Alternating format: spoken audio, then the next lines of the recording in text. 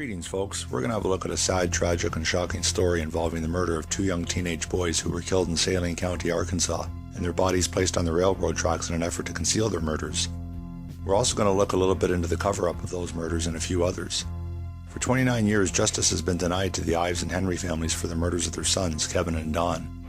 On August 23, 1987, Kevin, then 17, and Don, then 16, were out at night hunting, and sadly would be murdered and their bodies placed on the train tracks where a Union Pacific train would eventually run them over hours later, at approximately 4:25 a.m.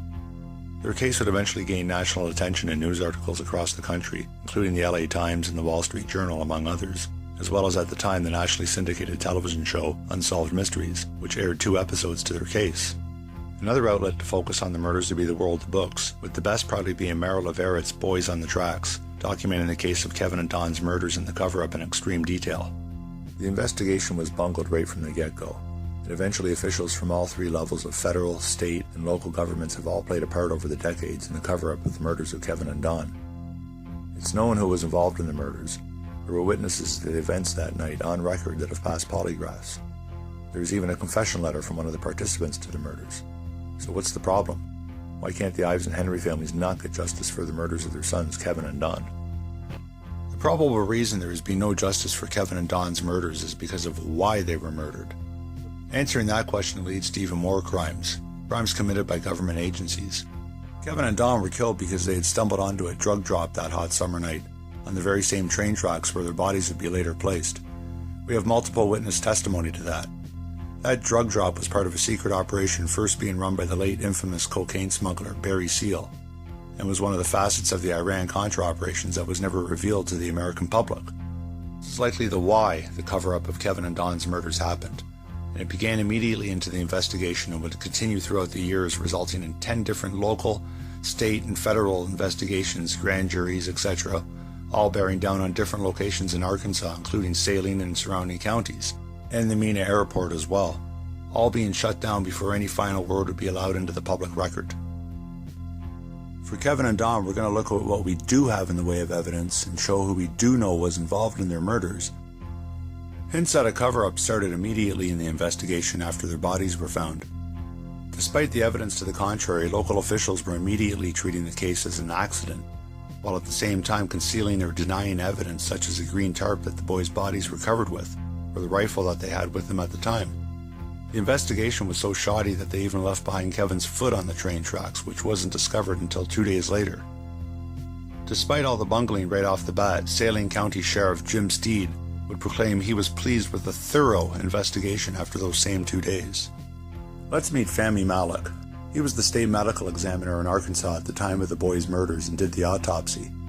After the autopsy, Malek ruled that Kevin and Don had smoked 20 pot joints and fell asleep on the tracks, and thus didn't hear the train blowing its whistle as it was bearing down on them. Now, anybody who knows anything about smoking pot knows that's just a ridiculous ruling.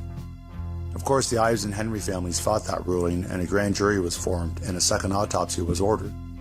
Enter pathologist Joseph Burton of Atlanta, who was brought in and would find that Kevin had been beaten in the head with the butt end of a rifle, and Don had been stabbed in the back, both prior to being placed on the tracks, which would explain the thickness of their blood at the time of their deaths, as witnessed by the train's engineers and emergency first responders to the scene.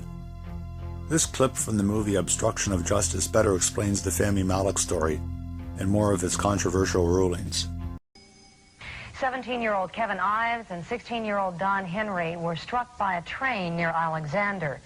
The medical examiner has said that the boys were asleep and drugged with marijuana. The parents, however, disputed that claim and persuaded authorities to reopen the case. Because of their persistence, Kevin and Don's bodies were exhumed. New autopsies were performed and a grand jury was convened. Dr. Joseph Burton, a nationally recognized forensic pathologist from out of state, performed the new autopsies. His findings revealed that Don Henry had been stabbed in the back and Kevin Ives' face had been smashed by a blow from a rifle butt before their bodies were placed on the railroad tracks. This information alone would strongly suggest that the boys were injured, rendered unconscious, or even killed prior to their bodies being run over by the train. Burton's autopsies also revealed that Malek had mutilated Kevin's skull by sawing it in so many different directions that it was impossible to tell where the original skull fractures were. Malik also had completely dismantled Kevin's jawbones. Burton stated he had performed thousands of autopsies and had never seen anything like it. Was Malik trying to hide something? Was there a stab? The answer is no, they were not stabbed. Were they dead beforehand? Absolutely no, they were alive. A former employee at the crime lab has said he discovered what appeared to be evidence of a stab wound during the original autopsy, but was told, quote, not to worry about it. Malik has refused all comment. The deaths of these two boys most probably were not accidental deaths, but that they met their death as a result of injuries inflicted on them by other people or another person. In addition to Burton, 2 other forensic pathologists and 7 forensic investigators with more than 100 years accumulated experience investigating homicides reviewed the case. It was their collective opinion that the ruling be changed to murder. During the midst of all of the turmoil with trying to get the ruling changed in our case, it became very apparent that this was not an isolated instance of an error in the ruling on the manner of death. There were many other cases statewide that we became aware of.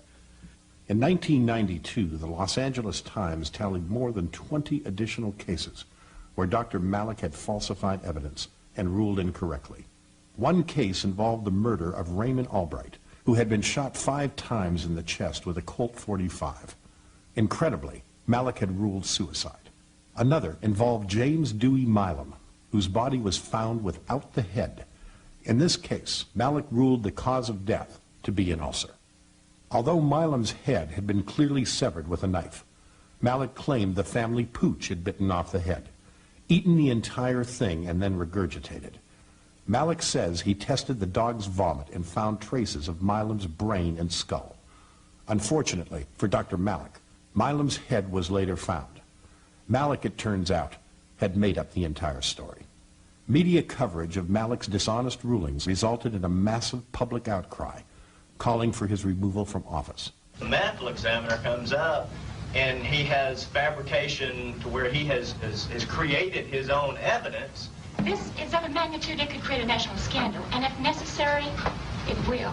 I have work to Dr. do. Malik, you know me. I have work to do. Yes, and you can say that you are honest. Dr. Malik. Lying on his autopsy cases, lying in court. And he's not an honest person. That's why he should be prosecuted. He should be prosecuted. Nevertheless, both Governor Clinton and the Arkansas State Medical Examiner Commission Chairman, Jocelyn Elders, who had the power to remove Malik from office, not only insisted he remain, they gave him a raise. Based on the facts I have, I really feel that Arkansas owes Dr. Malik a great debt and a real apology. Today, the governor was asked if Malik should resign. I don't think that's a decision that I should make based on what I now know. How about that? Jocelyn Alders says the state of Arkansas owes Malik a great debt and a real apology. She must have been on crack, sold to her by her son. More on that in a moment, but seriously. And Bill Clinton follows that up when asked about if Malik should resign with a great response. I don't think that's a decision that I should make based on what I now know. Are you kidding me? Malik should have been indicted and sent to prison. Anyways, let's meet Linda Ives, Kevin's mother, and hear what she has to say about Fami Malik's ruling. We were absolutely puzzled and outraged over the ruling of accidental as a manner of death. We didn't think that the facts supported that ruling, and what we started out to do was just to obtain a second opinion. We met resistance from all fronts, from law enforcement, from the crime lab. We retained an attorney and a private investigator and obtained court orders to get testable samples of everything that they had in order to get a second opinion. And Fami Malik refused to obey the court orders. It didn't matter what Malik did, whether it was perjure himself in court, fabricate evidence in murder trials, call coroners murderers. Clinton defended him by excusing it as being stressed out, overworked, and underpaid. His testimony compromised evidence in a lot of felony cases in Arkansas, and it was very transparent that the end result was that he was given a $14,000 raise. It was an absolute insult to my family. Read my lips. I'm not going to comment. Dr. Malik refused repeated requests to talk with us. But when we caught up with him, he said people didn't like him because he's from Egypt. And he claimed he had never made a single mistake in any of the 7,000 autopsies he conducted. People say that as the state medical examiner, you were incompetent and you bungled cases, and that Governor Clinton, for some reason, defended you and protected you. Is that the case? You have to understand, they did 7,000 autopsies. Not one single case overturned because of me. Not a single case? Not one single case. But that's just not true. Yet somehow, Malik got a 41% raise for his efforts. On a side note, I'd like to take the time to point out the differences in motherhood. On one hand, we have Linda Ives, who lost her son, and she has the proper mother's love of her child, which has also been what's kept her drive in full gear to continue the fight for justice for her son, Kevin. On the other hand, we have Arkansas State Medical Examiner's Commission Chairman, Jocelyn Elders, Fahmy Malik's boss, pictured here, who no doubt loves her son, but one must question her overall ethics in supporting Malik. And in an ironic twist, and if you know the overall case well enough, you'll agree it's ironic. Shortly after Bill Clinton, who strongly supported Malik as well, took Elders to the White House with him and appointed Elders United States Surgeon General, her son Kevin will get arrested for selling cocaine to undercover agents and get a 10-year jail sentence.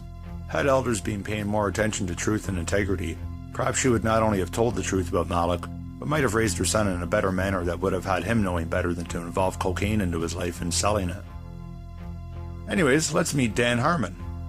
Dan Harmon is the key player in this whole story. Keep that in mind as we go. He was a former state prosecutor from 1978 to 1980 and had his share of troubles and unreported domestic abuses on multiple ex-wives over the years and was always protected and vouched for by many officials, both law enforcement and civil. And by the time Fahmy Malik had made his ridiculous ruling, Harmon actually convinced Judge John Cole to appoint himself, Harmon, as special prosecutor in the original grand jury investigation into the boys' murders. Harmon and his best friend and assistant prosecutor Richard Garrett approached the Ives family and embraced them as friends, promised them they would find the killers of Kevin and Don. Little did the Ives family know at the time, though, that Dan Harmon himself was actually involved in the murders of Kevin and Don, which in hindsight now makes sense, understanding why Harmon made sure he was appointed to the case. Ultimately, the grand jury investigation into Kevin and Don's murders was closed down on December 31st, 1988 by Judge Cole, working in concert with Harmon and Garrett, and the jurors are not allowed to render any of its findings on record. The Saline County Special Grand Jury has now disbanded. 3 hours ago, it delivered its final report on the deaths of 2 teenage boys. But the grand jury was not allowed to do what it wanted. I know that because you could not repeat in the report much of the testimony that you heard and evidence that you received, that you are somewhat frustrated by it. And that's understandable. In the final analysis, I know that the grand jury hated at this point to give it up, because I think the public needs to know about the seriousness of the drug problem here in Saline County and maybe other surrounding counties. So even though there was no one charged in the original grand jury investigation, and there was plenty of evidence of many problems and suspicious activity by officials overall, Judge John Cole and prosecutors Dan Harmon and Richard Garrett brought the grand jury to a close on December 31st, 1988, with the grand jury evidence and reports suppressed and not allowed on record, against the grand jury's own wishes. Unreal. And the unreal is only just beginning. A number of witnesses and people with information to Kevin and Don's murders would themselves be killed in the years following the murders of Kevin and Don. All of their murders would go unresolved as well, except for the murder of Keith McCaskill, where they pinned on one of his neighbors who couldn't possibly have done it. McCaskill also reportedly announced to his friends and family in the final days before his own murder that he knew too much about the murders of Kevin and Don, and his days were numbered as well. Coney was a friend of Kevin and Don's and was actually with Kevin and Don in the night they were murdered, and would likely be the last friendly face the poor boys would ever get to see again. It's also interesting to note that both Keith McCaskill and Keith Coney were themselves both killed with their murders unresolved before Judge Cole, Harmon, and Garrett shut down the original grand jury investigation, with no public results permitted from the jury. Another interesting thing to note was that during those investigations, despite what witnesses such as the parents had told officials, they still refused to link the murders of their deaths to Kevin and Don, despite the obvious connections. I think that Mr. McCaskill was probably suffering from a lot of paranoia. And right now the indications are that nobody else was involved. Might there have been a reason, though, for his paranoia? I'm sure there was a reason for his paranoia. Because he had talked to the police or the prosecutor? I don't know that that would be the reason. What about the murder? Is it connected at all with the grand jury investigation? Not that we know of. McCaskill was a witness in the Bryant train deaths investigation. Although police haven't ascertained a motive for the murder, they say there's no connection. We link this investigation to the deaths of Don Henry or Kevin Ives, and I don't foresee anything in the pursuance of the rest of this investigation that would be anything that would make me change my mind. Now let's meet Jean Duffy. She's one of the few honest people in this whole sordid affair. In the beginning of 1990, Jean Duffy was appointed to head the newly created 7th Judicial District Drug Task Force that was formed to look into the drug and corruption problems going on in the Saline County area and other surrounding counties as well.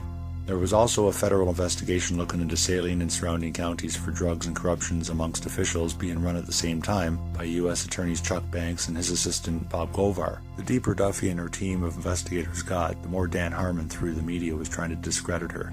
Though she had no way to know it at the time, but immediately on Duffy's first day on the job as head of the task force, she was told not to look into anything involving government officials by her immediate supervisor, Gary Arnold. Gary Arnold came into my office, stood in front of my desk, looked me straight in the face, and said, "Jean, you are not to use the Drug Task Force to investigate any public official." He turned on his heel and marched out. Now, as startling as that statement might sound, I really didn't think that it was going to pose any kind of problem, because at that time I didn't have any indication that there was any public official in our judicial district who was involved in drugs. Let's have a look at some of what Jean Duffy discovered. I established a drug task force and set it up, hired undercover officers, learned what I could to help the district get on its feet with investigation of drug activities in the district. Instantly, one of her investigators reveals that the now infamous train deaths may be tied to a major drug smuggling ring operating out of Mena. There were people who had been turning up dead who were possible witnesses in the train deaths case. I respected my undercover officer's instincts about the case, and I certainly gave him permission to go forward with an investigation. He said that there were drug drops coming from airplanes in that area, in the exact vicinity where Kevin and Don had been murdered. And these drug drops from airplanes had virtually not been investigated by any of the law enforcement agencies in our district. And the connections that we made almost immediately led to several public officials. And the person whose name came up immediately and most frequently was Dan Harmon. 3 years had passed since the boys had been killed, and Jean had no way of knowing that her drug task force was about to be shut down for nearly solving Kevin and Don's murders. It didn't occur to me that it was appropriate for our drug task force to reopen the case of the boys on the track until one of my undercover officers came to me and told me that not only was the case drug-related, but it was also solvable. He asked permission to investigate, and I agreed to that and told him that we would take our information then to Bob Govar. Ironically, Dan Harmon and Richard Garrett, the very same men who had conducted the grand jury investigation of Kevin and Don's murders, were two of the main targets of Govar's drug and corruption investigation. Linda Ives, who for years had believed Harmon and Garrett were sincerely trying to solve her son's murder, now realized they were the ones orchestrating the cover-up. We certainly don't have any suspects at this point in time. It's been quite a while And I really didn't anticipate that it would take this long when we first started. I'm frustrated in the amount of time that it's taken. Frustrated that we weren't able to accomplish some things we probably should have been able to. Whatever comes out of it, if someone's charged or not charged, the grand jury has done a tremendous job. But it still will leave the open question, if the boys were murdered, who did it? Well, until it's solved, that's correct. To make matters worse, Harmon suddenly became the prosecutor-elect for a 3-county district, which included Saline County. Harmon, who had friends in the Arkansas press, wasted no time in launching a massive media smear campaign against Gene Duffy. He immediately began a media crusade against me. Eventually, Gene Duffy's name would be so completely smeared in a public campaign led by Dan Harmon through the media, who printed everything he told them, with no evidence, and combined with a statewide subpoena issued for Duffy and her task force's evidence to appear before Judge John Cole, the same judge who appointed Harmon as a special prosecutor to the original grand jury investigation, and who also closed that grand jury without letting the jurors enter their findings into the public record. Well, Duffy was wise and she left the state and became a school teacher in Texas until her name could be later cleared by the FBI. Initially, when leaving, she figured the evidence she gave to Bob Govar and Chuck Banks in their federal investigation would bring indictments to Harmon and others, and her name would be cleared then. Little did she know at the time, though, that U.S. Attorney Chuck Banks would shut down the investigation in June of 1991 and clear Harmon and all officials of any wrongdoing. Meet saline detective John Brown, who enters the story in 1993, and, who, like Gene Duffy before him, would also be warned off looking into the murders of Kevin and Don.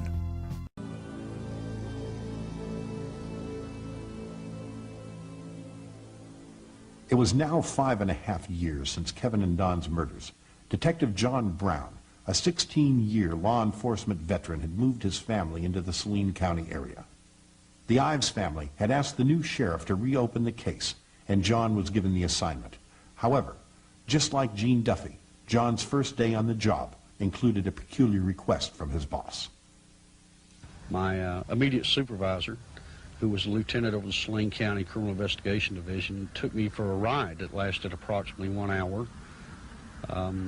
During this ride to literally nowhere,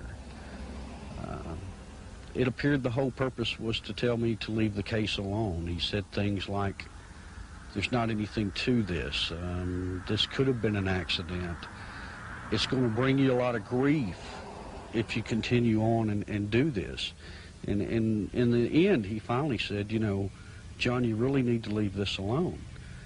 John was disturbed by his superior's attitude, and his concern escalated once he began examining the Ives-Henry case file. It became obvious that once I started going through the case file, it had been robbed of most of the pertinent evidence. No crime scene photographs, a list of evidence was not present, the things you would expect to find. Here's an FBI document from a later investigation in the mid-1990s showing that there was indeed evidence missing from the case files, which states, quote, evidence from this case to include a sketch of the accident scene, cigarette butts left at the accident site, pictures of the crime scene, plus the original case files are missing, end quote. Also from this FBI document we can see, quote, Saline County officials are baffled that some of the original evidence collected during 1987 is no longer available, and that files are missing, end quote. I run across a young lady named Sharline Wilson, who told a horror story that I didn't really believe at the time. So I started searching for evidence to substantiate just part of what she had said. Harmon went ballistic. He called, he threatened me, threatened Sheriff Pridgeon, threatened Captain Gene Donham, the chief deputy. All because I talked to this one woman. To date, a total of 9 separate state and federal investigations into Mina have been shut down. The first indication I had that Mina made tired of the death of these 2 kids was through an audio tape provided to me by Russell Welch, an Arkansas State Police investigator assigned to Mina. The tape was of a confidential informant inside the Federal Corrections Facility. That tape would allege that Don Henry and Kevin Ives were killed because of a connection to Mina, Arkansas. An actual report was generated by Saline County Sheriff's Office in 1987 and in 88 of people complaining of the planes flying over the tracks at approximately 100 feet above ground level with their lights out at night. I have interviewed 5 pilots, 4 of which can verify the A-12 location being the tracks just west of Little Rock, Arkansas, where these 2 kids' bodies were found. So just like Gene Duffy before him, John Brown was up against a mountain of resistance when it came to the investigation of both Mina and the deaths of Kevin and Don, and was also on the receiving end of threats from Dan Harmon, just like Gene Duffy was, especially when it came to the topic of the deaths of the boys and Sharline Wilson. John Brown would eventually retire from the force after a couple of years from fear of what his investigation uncovered. So let's go back to Dan Harmon, who by June 1990 became the 7th Judicial District Prosecutor-elect, and after running Gene Duffy out of town and dealing with Detective John Brown forcing his early retirement, Harmon eventually put his buddy Roger Walls in charge of a new task force, which is the same position once held by Duffy. So you gotta figure this will turn out good, right? Well, no. Dan Harmon's nefarious ways would finally catch up to him in the mid-1990s, and by 1996 he was arrested, and by July 1997 he was convicted on several felonies including drug charges and racketeering. Unfortunately, the investigation was limited to the crimes he committed only after his election to prosecutor in 1990, or somewhere around there. And they were not allowed to look into anything on Harmon from the 1980s, or any of Gene Duffy's or John Brown's investigations into the drain death cases. His buddy Roger Walls would be convicted in January of 1998 on conspiracy charges related to Harmon's case. He was let off a bunch of charges, including drug-related charges, when Bill Clinton appointed U.S. Attorney Paula Casey intervened, but Walls would ultimately receive 28 months for conspiracy to extort nonetheless. Harmon and Walls appealed their convictions in 1999 and lost. After getting out of jail, Dan Harmon would again get arrested in connection with drugs in 2010. It is tonight's top story. Police say the 6-month investigation that landed Harmon behind bars also led to the arrest of a dozen other people in Grant County. Police say it's a drug operation ranging from cocaine to painkillers. THV's Faith Abube joins us now with more. Faith? Hi, Liz. Police say Harmon was illegally selling prescription drugs near Sheridan School. While there's no evidence linking him and the 12 other suspects, police say they are all part of an ongoing drugs team. Anybody who sells drugs is a threat to the public. Former Saline County Prosecutor Dan Harmon is back behind bars, barely 4 years after serving time for extortion, racketeering, and drug conspiracy from a 1997 conviction. You know, if he thinks that he's going to be able to do it because of his status as being a former prosecutor, he's wrong. It's not going to happen here. Harmon is among the last few alleged drug dealers taken off Sheridan streets after a 6-month investigation. Harmon lives in Saline County, but the investigation led police here to a traffic stop. Police say they found several drug items in his car. Harmon's passenger, a well-known drug dealer, is also now helping authorities. Anytime you're dealing with narcotics and dealing with this type of criminal element, it can be dangerous and get dangerous at any time. Assistant Chief Brent Cole says the former prosecutor is facing several felony charges that could land him in prison, this time for life. I think it's sad. You know, the man was a prosecutor. He used to prosecute people for the same crimes that he's committed. Police are not releasing any information or photographs of the 12 other suspects, but they also face serious charges. Cole says for a small community the size of Sheridan, he hopes the sting sends a message to offenders still out there. It don't matter who you are, we're going to come after you. Even though police say Harmon was selling the drugs near a school, they don't believe he sold them to any young kids. He's still behind bars tonight on a $100,000 bond. Liz? All right, Faith, thank you. Harmon served 1 term as Saline County Prosecutor in 1979. Voters elected him again in the 90s for 2 terms. He resigned after his 1996 arrest. He got out of prison early in 2006 for helping prosecutors in a murder case. So after understanding that Dan Harmon actually is a piece of work, and involved heavily in cocaine and marijuana distribution, we can look back at both the investigations of Gene Duffy and John Brown with a fresh eye towards what the actual truth is. And that truth is startling. One of the witnesses in common in both Duffy's and Brown's investigations was Sharline Wilson, who Dan Harmon aggressively tried blocking any contact from her to both Duffy and Brown, though both investigators dealt plenty with Wilson anyways. Duffy even vouches for Wilson in as far as saying that her testimony in the matter is true and accurate. What was it about Wilson that got Harmon so up in anger when investigators into the deaths of the boys would start questioning her? First, let's go to Jean Duffy again and get her opinion on Sharline Wilson as a witness to her investigation.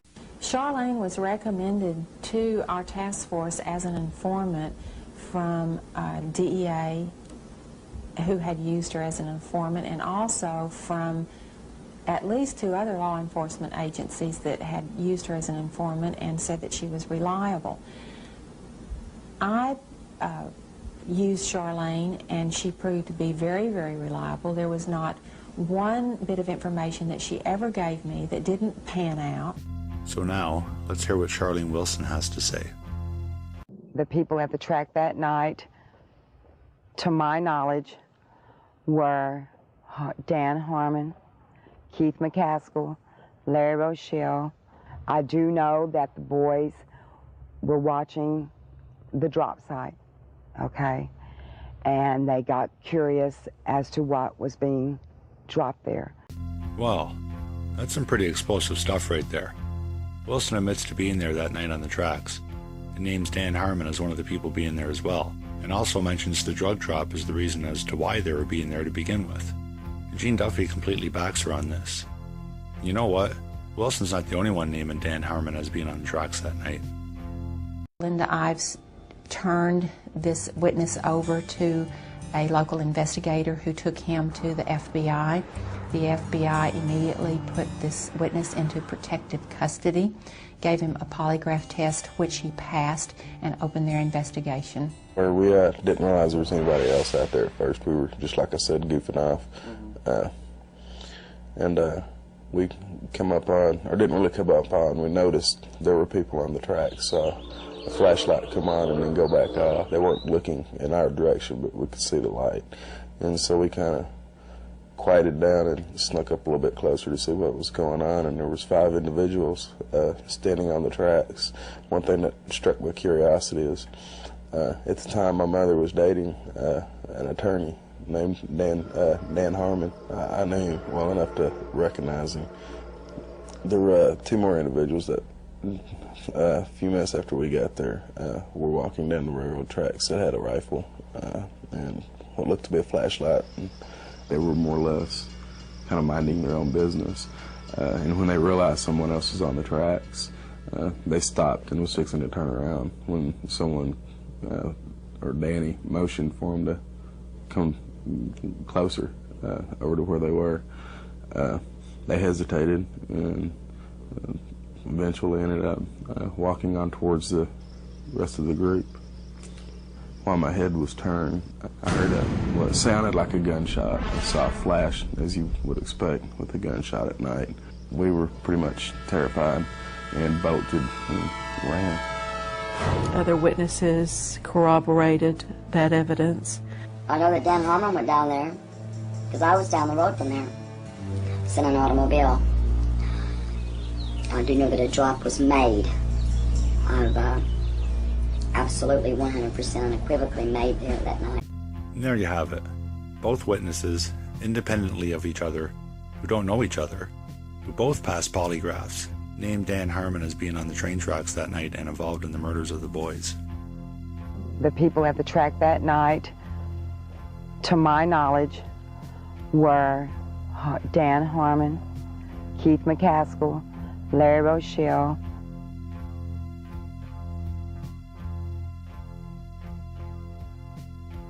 I'd like to point out that Jean Duffy, by 1994, cleared by the FBI of any and all of the charges made up by Dan Harmon and Judge Cole, came back to help the FBI with their investigation into the murders of Kevin and Don, being run by the FBI's Phyllis Cornyn. Here's Jean Duffy again with some hindsight looking back on things in the mid-90s. So in June of 1990, Dan Harmon became the district's prosecutor-elect. The first news conference or news interview that he gave, he used the entire interview to begin to discredit me. After working with the FBI for 18 months, beginning in March of 1995, of course now I realize what was the basis for Dan Harmon's viciousness against me and determination that I be not allowed to do my job.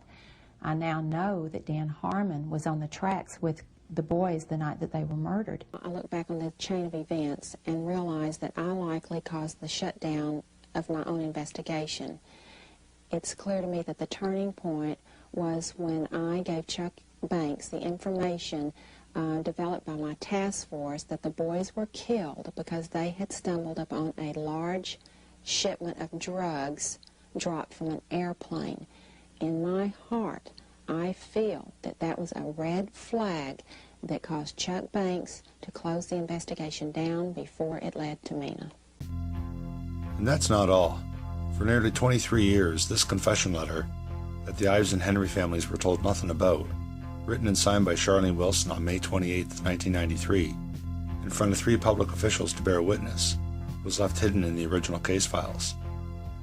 Only just last year in 2015 did a retired police officer friend of Linda Ives manage to find it and get it to her and her lawyer, R. David Lewis. Linda and her friend went to current Saline County prosecutor Ken Cassidy with the confession letter, and he not only refused to even look at it, he told them to go see the Saline County Sheriff with the matter. Guess who the current Saline County Sheriff is? Rodney Wright, who just so happens to be Dan Harmon's nephew. Can you believe that? So current Saline County prosecutor Ken Cassidy told Linda Ives and her retired police officer friend to take the Sharline Wilson confession letter that places Dan Harmon on the tracks the night of the murders to Dan Harmon's nephew. It's no wonder the boys' murders have never been officially solved. There's a whole list of former law enforcement members and public officials who were involved in the boys' case over the decades who have gone on to be arrested. In the letter, Wilson confesses to a great many of things, including stabbing one of the boys. So now there's 2 witnesses in Sharline Wilson and Tom Nyhouse who, independently of each other and past polygraphs, both identify and place Dan Harmon on the tracks that August night where Kevin and Don were killed. And there's the confession letter from Sharline Wilson that also places Dan Harmon on the tracks that night and includes her admission that she stabbed one of the boys, likely the stab wound found on Don Henry's back that was found in the second autopsy performed by Dr. Burton. And to further the point, we see Dan Harmon finally getting caught after years of nefarious activities and going to jail for 9 years. And within 2 years of being released, he gets arrested again and yet more drug charges. Could there be more? What else is there? How about this? An FBI file dated February 6, 1995, and in it, it states in part, quote, "Further, it appears that the special prosecutor appointed in this case, redacted," it says Dan Harmon under that redaction, "may have misused his authority and disregarded other leads that may have assisted efforts to bring this investigation to a logical conclusion. Lastly, it also appears that certain Saline County officials may have conspired to cover up the investigation in the deaths of Don Henry and Kevin Ives." End quote. Here's an FBI document showing that Dan Harmon himself indeed pushed to be appointed special prosecutor right from the beginning. It states, quote, "Little Rock FBI investigation reveals that Benton Chief of Police Rick Elmendorf, Judge John Cole, and Dan Harmon were at Judge Cole's residence when Dan Harmon suggested that he be made special prosecutor for the Ives Henry case." End quote. The document also states, quote, "Since the beginning of the investigation by the special prosecutor, the case has become riddled with rumors and innuendos. Special Prosecutor Harmon and Assistant Richard Garrett requested assistance from the Arkansas State Police, yet continuously withheld information from them." End quote. So Harmon and Garrett would ask assistance from the Arkansas State Police, but they would withhold information from them, which is what someone who is guilty might do if they were trying to find out what other authorities knew about the case, and to keep ahead of any potential damage, as well as not let any information out that might reveal one's true participation in a crime. So there you go. In the mid-1990s, the FBI knew there was a cover-up in the murders of Kevin Ives and Don Henry, and they also knew Dan Harmon was likely involved. As a matter of fact, there's a whole pile of FBI and other government documents that are partially redacted in some form or another relating to the murder of the 2 boys. We'll get to them in a moment. First, I'm going to try and piece together what happened that night from what we do know about this case, which also includes information from witness testimony given by others that we have not documented in this film yet. We know that Kevin and Don went out around midnight to go hunting, and thanks to Sharline Wilson's confession letter recently unearthed in 2015, we know that her, Dan Harmon, and another individual named Larry Rochelle were going to be at their tracks that night to pick up a drug drop from a plane. Kevin and Don were walking along the tracks and happened to come across Dan Harmon and company on the tracks, as witnessed by a then 12-year-old Tom Nyhouse and his group of friends who were hiding in the nearby bushes watching. A shot was fired either by Harmon's group or the boys, and Kevin and Don took off, as did Nyhouse and the group of other kids that witnessed those events. Next, we have two separate witnesses who gave testimony, one being Ronnie Godwin, now deceased, and the other being club owner Mike Crook, who was relaying testimony of what another witness described to him about the following events, and neither knew each other, and both were telling the same story. They were saying that the boys showed up at the Ranch Egg grocery store with another friend of theirs, Keith Coney, and this would be sometime after the first incident on the tracks. And Coney then left on his motorcycle when officers Kirk Lane and Jay Campbell showed up and beat the boys unconscious outside the store, probably killing Kevin right there with the reported rifle butt blow to the skull, which showed up in Dr. Burton's second autopsy. Then Campbell and Lane threw the boys into the car and drove off towards the tracks, where Dan Harmon and the others were waiting, and would eventually place the boys on the tracks.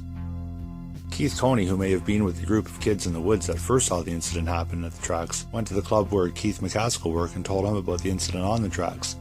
And McCaskill then went to the tracks himself, which makes sense as well, as Sharline Wilson has named McCaskill as one of the people at the tracks by the time she leaves the car that's parked some distance away and reaches the tracks where Dan Harmon, Danny Allen, Keith McCaskill and others are alleged to be. Wilson doesn't mention Campbell and Lane as being on the tracks in the confession letter, and it's possible that they were first tasked to find the boys after they took off from the tracks, and when Campbell and Lane found them at the Ranch Egg grocery store, and after beating them unconscious, they perhaps brought them back to the tracks where Harmon and the others were waiting, and they themselves left the scene, leaving Harmon and the others to place the boys on the tracks for the upcoming train. Also of note, as mentioned earlier, is that Keith Coney would soon be killed as well, one of the number of witnesses killed in the months and years following the murders of Kevin and Don.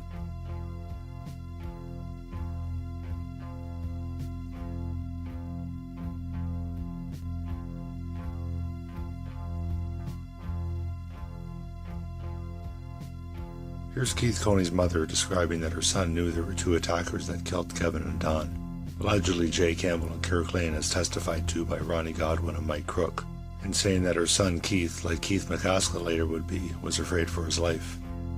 He was fearing for his life, a couple of months before. He said a couple of times that he knew that he was being watched and he was afraid. Mrs. Alexander says her son knew the two teenagers run over by the train, and she says he indicated to her he had been there when the boys had died, that he spotted two attackers. But he knew there was two there. I did try to get him to tell me who, and he was either afraid or didn't know. In the movie Obstruction of Justice, which many of these clips are taken from, they present a list of names of people who are suspects and implicated in the murders and cover-up of Kevin and Don. As a result, officers Jay Campbell and Kirk Lane sued filmmaker Pat Matriciana for libel and lost their case on appeal. The interesting part about that case is that Campbell and Lane were required to prove that Matriciana was wrong in naming them as suspects by showing there was no public references to them as being involved in the murders. Campbell and Lane instead set out to prove that they had nothing to do with and were innocent in the murders. The court sided with Matriciana, and that there were in fact numerous public sources that had stated Campbell and Lane were somehow involved in the train deaths, and Matriciana had not just made it up unfounded. That was the point of the suit, and the fact that Campbell and Lane instead tried to prove their innocence, and the court still didn't rule in their favor, certainly says a few more things in my opinion. That makes it two witnesses naming and describing Campbell and Lane as beating the boys unconscious and throwing them in the cars, and another witness in Keith Coney that says he was there when the two boys were killed and it was two men that did it. Sharline Wilson doesn't mention Campbell and Lane in her confession letter, but she does say she spent the first portion of time that night back at the car at the road, a dirt road, a distance away, before coming up to the tracks herself. It's entirely possible and very plausible that Campbell and Lane dropped off Kevin and Don to Dan Harmon and company and then left. Wilson's confession letter is hard to read and very incoherent, but she does say she was high on cocaine and meth that night, which kind of explains the way she describes the night's events. When Sharline Wilson eventually does make her way to the tracks, according to her confession letter, the boys are already there and, in her written words, deceased. And she states that Dan Harmon and company goaded her into stabbing one of the boys, which was probably Don Henry. According to the FBI, law enforcement officials were indeed involved in the murders and cover-up of Kevin and Don. From this document we can see that the, quote, investigation has revealed that law enforcement officials in the Little Rock area may have been involved in the captioned homicide, end quote. Here's a list of suspected officials we're not allowed to know about. It says, quote, law enforcement officials alleged to be involved in drug trafficking in Saline County include, end quote. That's a big list, all redacted. How can it be that so many officials have been corrupted over such a long period of time? Remember how the current Saline Sheriff Rodney Wright just so happens to be Dan Harmon's nephew? So what about the sheriff before him? Well, in 2012, then Saline County Sheriff Bruce Pennington said the case remained open, and the investigation is continuing. From the same article in the Saline Courier, it says that Detective Mike Frost is the only one assigned to the case. Here's Detective Mike Frost, who was the lone officer assigned to Kevin and Don's case back in 2012. August 3rd, 1987, and a horrific discovery right on the border of Alexander and Saline County. Anytime you're dealing with a homicide that has any type of drug ties to it, you always run into those problems where you got a lot of different stories. A train traveling 50 miles an hour. The conductor sees something on the track just ahead. Unable to stop, the train runs over two people covered by a tarp. 17-year-old Kevin Ives and 16-year-old Don Henry dragged nearly a mile.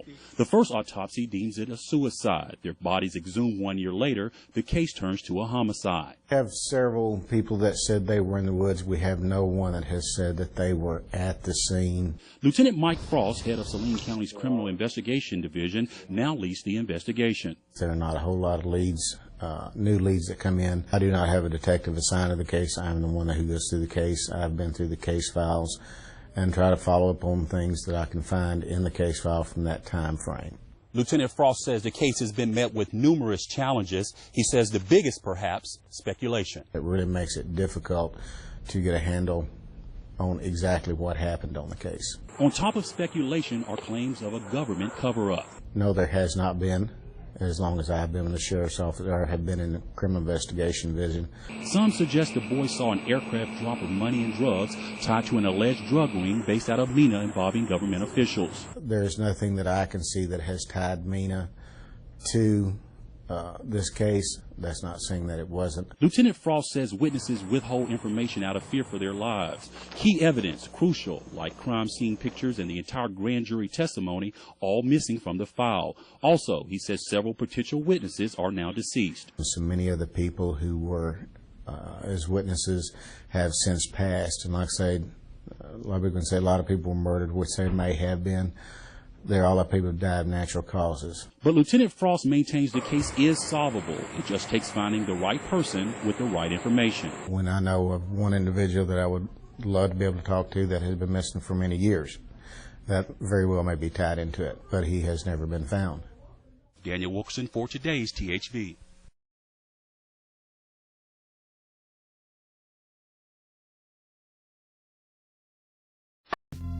So Mike Frost says they have no one who says they were at the scene. I can only imagine he's using a play on words, as witness Tom Nyhouse, who saw Kevin and Don at the tracks at the same time as Dan Harmon, has stated such, but sadly is now deceased, like so many others in this case. But Sharline Wilson is still alive. She also says she was at the scene. She even wrote and signed a confession letter to that effect. Both Nyhouse and Wilson's testimony contradict what Detective Mike Frost is saying. Frost also says he's gone through the case files. So how did he miss Sharline Wilson's confession letter? While I cannot definitively answer that question, we can see a pattern in what follows in his own arrest and conviction along with his boss and former Saline sheriff at the time, Bruce Pennington.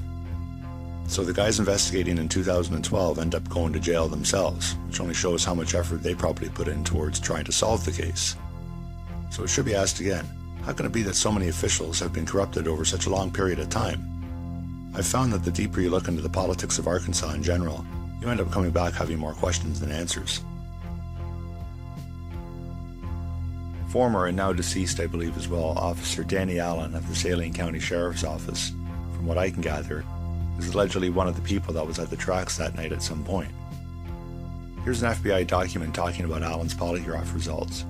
Quote, Allen, which is redacted, indicated strong deception regarding knowledge of who killed the boys as well as who put the boys on the tracks.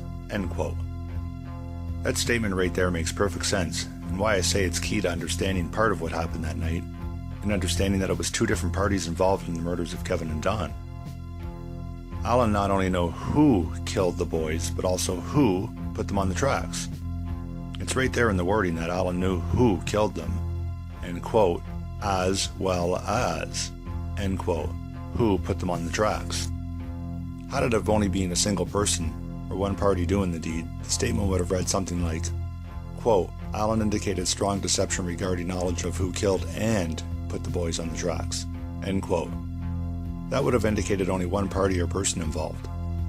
The fact that the FBI stated that Allen's polygraph indicated strong deception and he knew who killed the boys as well as who put them on the tracks is very direct and indicative of at least two different and separate parties involved. And that makes perfect sense when you consider the two different witnesses stating that Jay Campbell and Kirk Lane beat the boys unconscious at the grocery store and threw them into the back of the unmarked cruiser and drove off towards the tracks. Also in the statement it says, quote, Redacted did advise Special Agent Redacted that he believes, and I'm going to speculate here that the redacted name that is under that long blacked out line says Special Prosecutor Dan Harmon, to be involved in the death of the boys, end quote. Of course that part is speculative, but I feel safe in that presumption. Here's an Arkansas State Police document detailing Mike Crook's statement about Jay Campbell and Kirk Lane who, quote, beat the boys unconscious and threw them into the back of the car and then drove off, end quote. Which is the same story corroborated by another witness, Ronnie Godwin. Also of note in that report is, quote, Crook states that before Keith McCaskill was killed, McCaskill told him that Kirk Lane and Jay Campbell of the Pulaski County Sheriff's Office were following him around, and he was afraid they were going to kill him, end quote. Stuff he told his friends and family as well. And McCaskill was indeed murdered, stabbed over 100 times in his garage with blood all over the scene reminiscent of the St. Valentine's Day massacre. Most of his flesh had been shredded from his arm in his apparent fight to stave off his attackers. By all accounts, McCaskill was a big man and had a reputation as a guy who could handle himself in rough situations with no problems. His murder was pinned on McCaskill's neighbor, a 140-pound 19-year-old kid named Ronald Shane Smith with an IQ of 81. McCaskill was killed in his garage on November 10, 1988, which was the month before the grand jury into Kevin and Don's murders would be closed down. McCaskill was found by his friends the same day of his murder, and while the police were investigating, Shane Smith's father, Ronald Smith, walked over and told the police that his son Shane had witnessed the murder. Apparently, Shane Smith saw several men enter McCaskill's garage, and he went over and was jumped by them, who had allegedly stabbed his hand and told him to keep quiet. They had allegedly handed Smith a silver tray with a paper bag containing videotapes and told him to leave, and Smith allegedly slipped and fell on blood as he left. Smith states that he had blood on his clothes from that and that he put them in a bag and threw them in the river. The police searched the river and found the bag of clothes and also found the bag of tapes and silver tray on the Smith family residence next door to McCaskill's. Smith's story changed from one of 3 men entering McCaskill's garage wearing clown masks to 5 men entering the garage wearing black masks. At his trial, Smith's explanation for the variances in his account, he said, was because he was scared and confused. I'm not sure how or why they convicted Smith, but he did appeal his case on several counts a couple of times, and I won't go into it all here, but you can pause and read it for yourself if you like. But I would like to point out that we also have some familiar figures in this case as well, in Judge John Cole, Richard Garrett, and Femi Malik again. So right off the bat, that should sound some alarm bells about this case. But again, in looking back to Jay Campbell and Kirk Lane, from the ID Files website, an excellent website done by Linda Ives and Gene Duffy, we can see that there was an Arkansas State Police Report interview with Joseph Clark Farmer, who was a friend of Eugene Coney, Keith Coney's father. And remember, Keith Coney is the boy that was with Kevin and Don the night they were murdered, and would himself be killed not too long after. And he claimed he saw it was 2 men that killed Kevin and Don, but that's all he would tell his mother. So according to the State Police interview with Joseph Farmer, Eugene Coney told him, quote, Keith said that the cops killed the boys, end quote. So apparently Keith Coney, who wouldn't, or couldn't, identify the 2 men he saw kill Kevin and Don to his mother, told his father, Eugene Coney, that it was the police that killed them, which fits in with the story that witness Ronnie Godwin was saying, which was the same story being told by Mike Crook's account of another witness who doesn't know Godwin. Just a quick note about the ID Files website. The URL is www.idfiles.com. The I is for Ives and the D is for Duffy. It's chock full of information about the case, but seems to have stopped being updated in the late 1990s. Now, I don't know if this has anything to do with it, but in 1998, the webmaster who was running the site for Linda Ives and Gene Duffy started getting death threats from Thailand, of all places. Of course, people in Thailand didn't likely care about the truth of what happened to 2 young boys 11 years earlier in Saline County, Arkansas. It's more likely that the death threats were sent via proxy server, or whatever version of one was back in 1998. That was routed through Thailand. At any rate, with the amount of people involved in this case that have been killed, perhaps this is why the site stopped updating? I don't know. Remember when I said earlier about the unreal is only just beginning? Do you believe me now? As I said before, there are a whole host of documents from many of the government's alphabet agencies, such as the FBI, CIA, DEA, and so on, pertaining to the murder of Kevin and Don. All the conclusions point to the conspiracy by law enforcement officials to cover it all up, which is exactly what has happened ever since. It's a pretty incredible read when you put it all together. The end result of the FBI investigation in the mid-1990s was for the FBI to inform Linda Ives that, quote, a crime has not been committed, quote. What? After all that, they tell her no crime has been committed?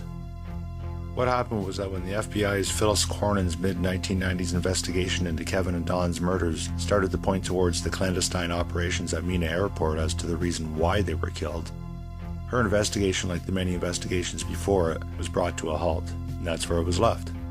As we can see, as no one right on up to Sheriff Bruce Pennington and Detective Mike Frost, and current Prosecutor Ken Cassidy and Sheriff Rodney Wright have not done anything to bring this case to justice.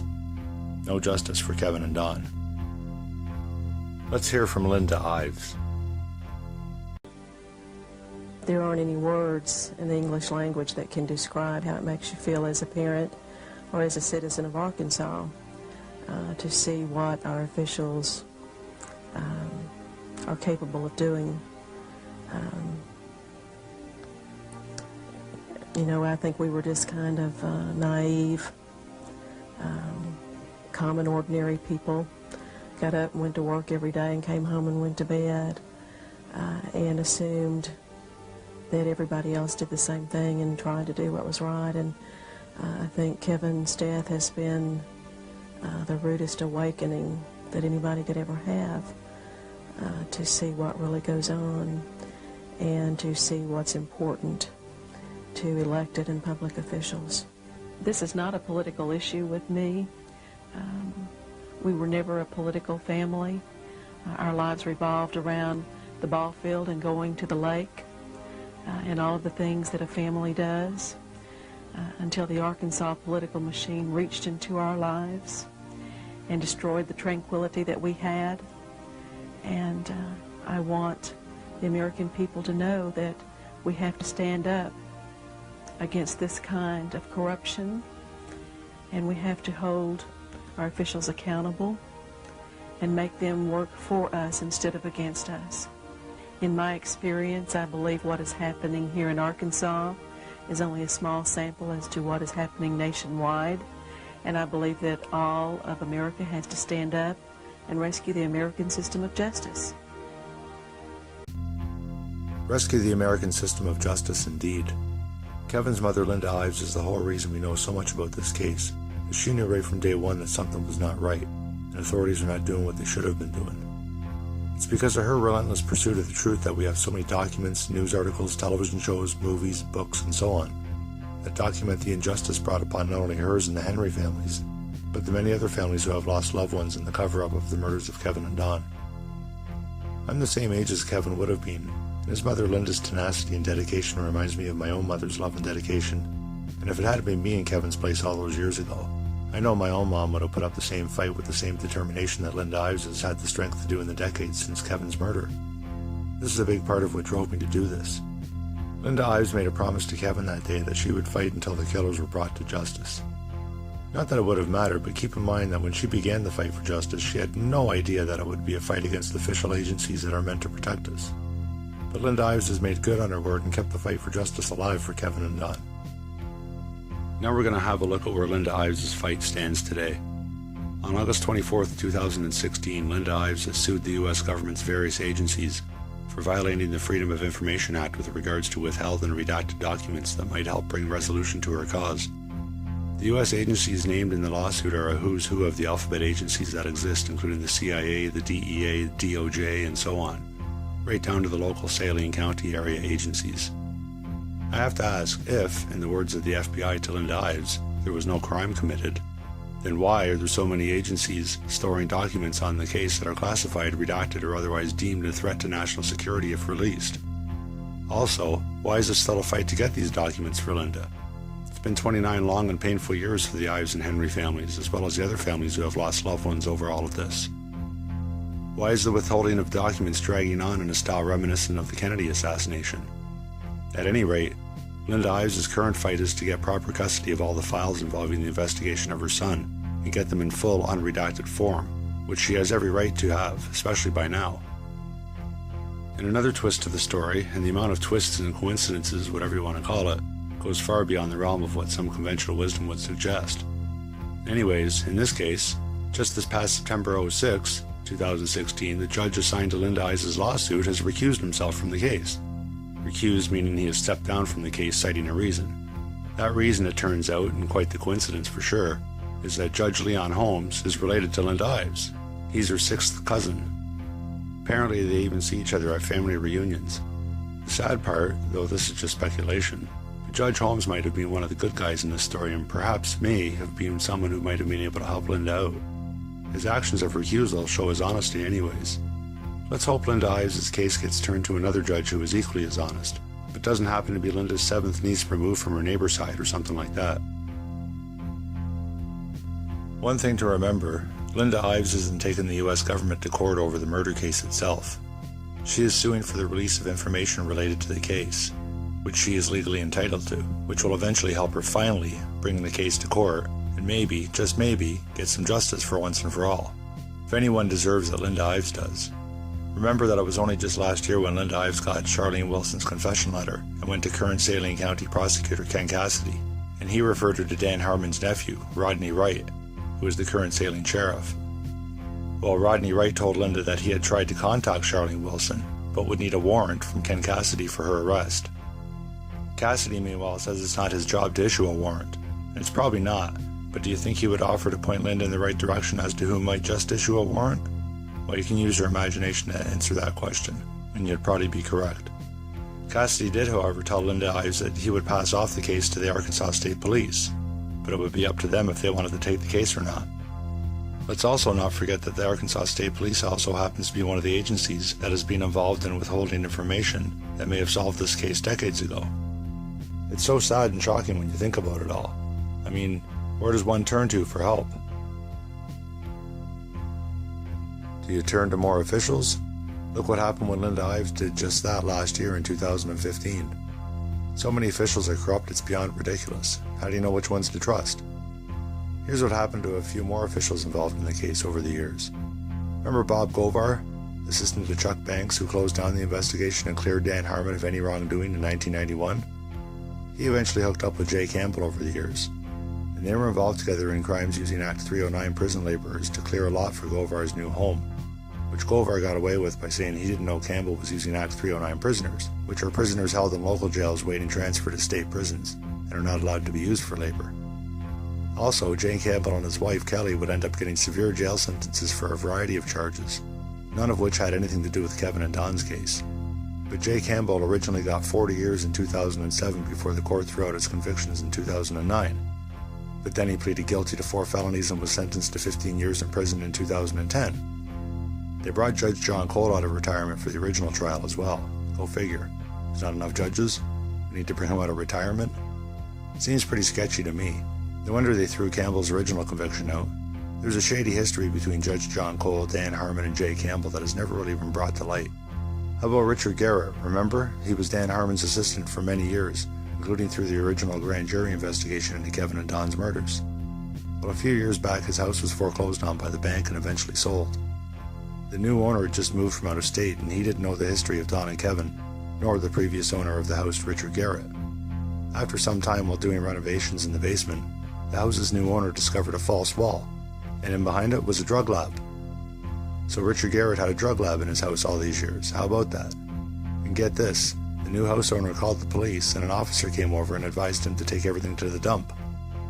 When the new house owner suggested that he didn't want to take the chance in case he got pulled over on the way there, he would have all the drug lab equipment in his car, the officer told him not to worry and that he would escort the new house owner to the dump, which is what they did.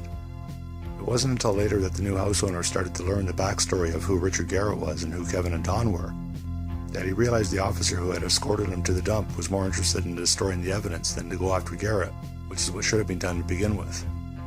Hard to blame the new house owner, though, at the time, as he was following the directions of the police and didn't know the history.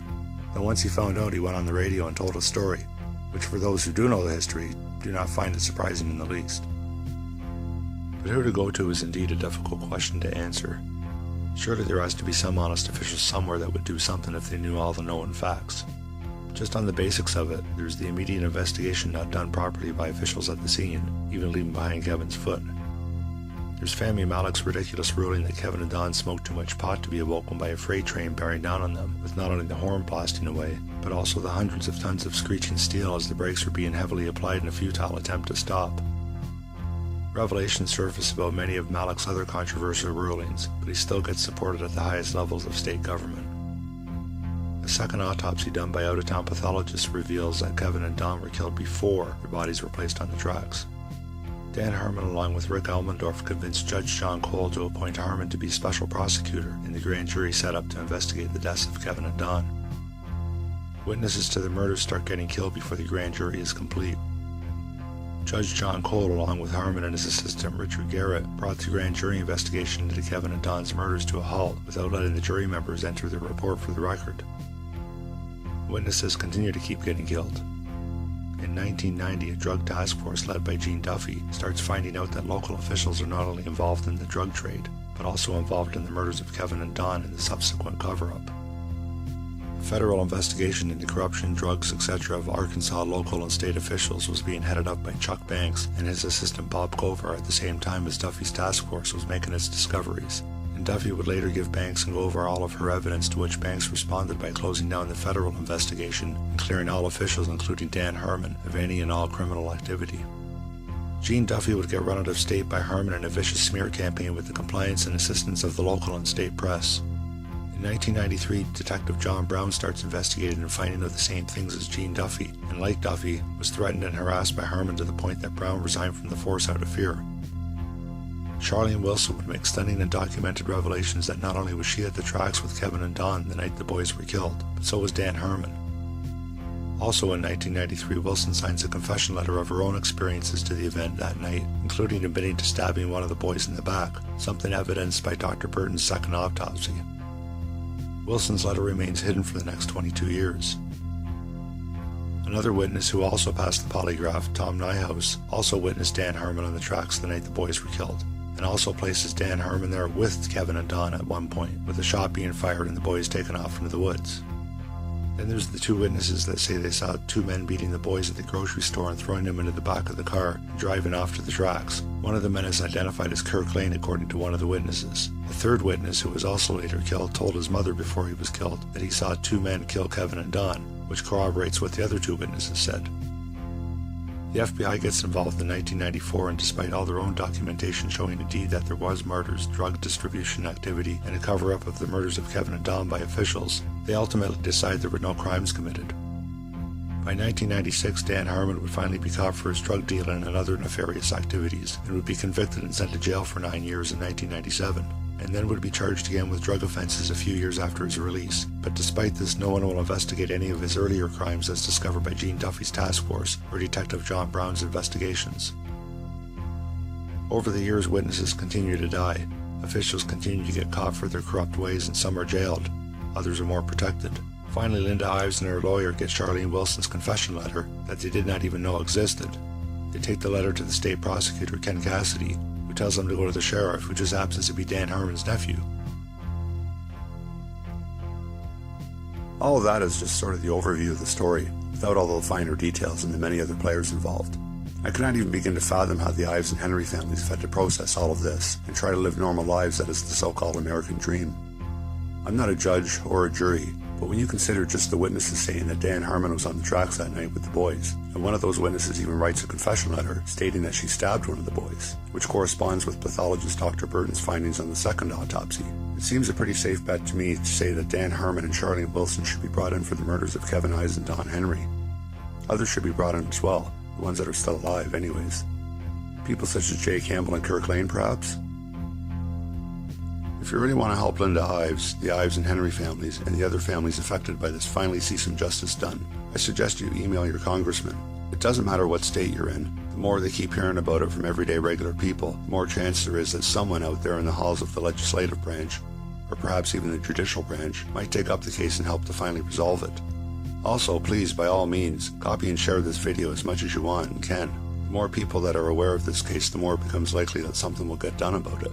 As noted earlier, the murders of Kevin and Don were a national story in the 1990s for a while, and it's likely that there are literally millions of people who watched the unsolved mysteries back then and have forgotten about the case, and would be totally shocked at the current updates and outcome if reminded. So like I say, copy it, share it, spread it around, make sure people don't forget that 2 teenage boys were murdered and not allowed the chance to grow up. Others were killed to keep the cover-up going. Families were devastated and destroyed, and it was all swept under the rug by various US government agencies. Also, if you feel like you really want to do more to help out, here's a GoFundMe page set up to help Linda Ives out with the current lawsuit to get all those records and documents released into her custody. The Ives and Henry parents are retired now, and Linda Ives and her family just do not have the resources to continue this battle alone, so any and all help is so much very appreciated. And you can take it to heart that your donation will go towards the cause of helping get justice for Kevin Ives and Don Henry, and finally some closure for the families. I'm going to sign off for now, and I apologize for the unevenness of this film and some of the quality. I'm not a filmmaker, and I'm certainly no Steven Spielberg, but it's my first film, and my main hope is to help more people understand what happened. There's so much more I left out, but I just wanted to stay with the main parts of what happened to Kevin and Don, and Kevin's mother Linda, and her fight to get justice for their sons. I'll leave off with the song from metal band Metallica, who released their 4th full-length album titled Injustice for All on August 25th, 1988, a year and 2 days after Kevin and Don were killed, and before Judge Cole, along with Dan Harmon and Richard Garrett, would shut down the original grand jury investigation. The song is called Injustice for All, and the lyrics are very prophetic and fitting in this case, and still relevant today. So like I said earlier, please share this video and help make more people aware. For Kevin and Don.